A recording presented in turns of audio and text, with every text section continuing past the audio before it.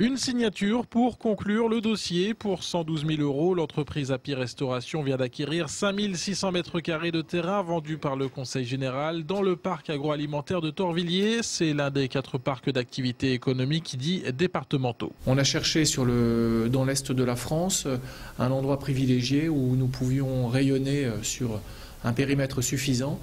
Et il nous a semblé que le site de Torvilliers était particulièrement bien placé puisque on a là la possibilité de travailler sur l'Aube, sur l'Yonne et sur une bonne partie de la Seine-et-Marne. Et c'est bien cet atout de la situation géographique que le Conseil général veut mettre en avant. Ici, 17 hectares sont disponibles au pied des vignes de Montgueux. Ça met en valeur le potentiel de cette région, la sortie de l'autoroute, l'endroit, je crois, est assez qualitatif, le champagne dans le fond. Donc il y a une partie de cette zone qui est réservée à l'agroalimentaire et il y a déjà une entreprise qui s'est implantée. On a le projet de développer une pépite en entreprise qui permette de faire naître des nouveaux porteurs de projets. Ce qu'on veut, c'est avoir des zones qui sont suffisamment attractives pour qu'elle puisse encourager les entreprises à venir. Pour sa nouvelle unité de fabrication, le numéro 4 français de la restauration collective va investir 2 millions d'euros. Ce sera sa 9e cuisine industrielle en France. La cuisine, c'est à peu près 500 mètres carrés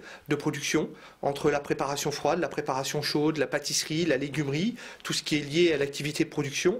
Et puis c'est 250 mètres carrés de bureaux pour la direction de région Champagne qui est basée actuellement sur Bréviande. Si le but pour Happy Restauration est de produire plus, pour vendre plus, jusqu'à 10 000 repas par jour contre 4 000 aujourd'hui, c'est bien le marché du travail local qui doit bénéficier de l'installation. Je crois que c'est un enjeu important, c'est que la production soit faite ici et pas forcément dans une autre région. Nous avons comme ambition assez rapidement de porter l'effectif à 25 équivalents temps plein, ce qui fait une trentaine de personnes. Et ça, d'ici, on se fixe un horizon à 2 ans, la montée en puissance de l'activité. Les travaux sur le pôle agroalimentaire de Torvilliers doivent démarrer au mois d'avril, ouverture prévue de la cuisine centralisée en fin d'année.